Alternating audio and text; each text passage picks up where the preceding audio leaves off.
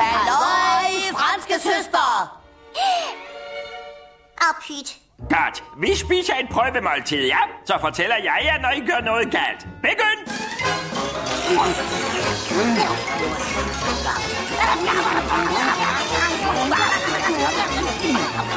Man spiser ikke med fingrene. Brug de rigtige redskaber.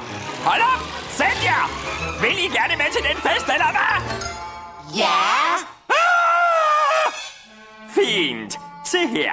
Man har en salatgaffel, en middagsgaffel, en smørkniv, et glas til vand, en suppeske, en middagskniv, en fiskekniv, en østersgaffel, en dessertske, en serviet, en skylleskål, en middagske, en salatkniv, en sidetallerken. Har I det?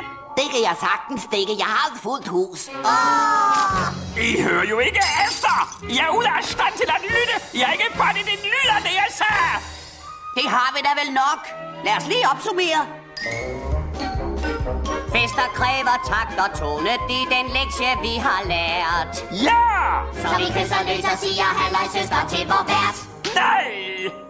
Veltalenhed er vigtigt. Til fester husk det nu. Ja! Så vi der på vokaler ved at sige ej jo. Nej! Etiketten for at skrive og bruge sølv og fine stel. Men det er da overflødigt, når man har 10 fingre selv.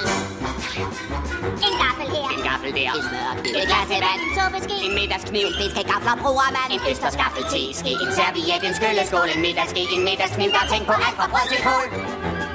Nu ved vi, hvad vi kræver for at være højt på strå. Men lidt spøj og spas er sjovere at bruge tiden på.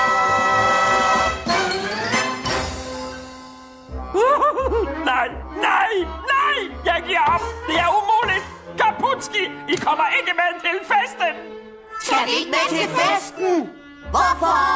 Hvorfor? Hvorfor? Fordi I hverken vil være høflige, tale ordentligt, eller sige goddag, goddag! Nå, det. Mener du sådan her? Goddag, goddag. Så I kan godt? Ja. Men hvorfor gør I det så svært for mig? Fordi vi elsker dig.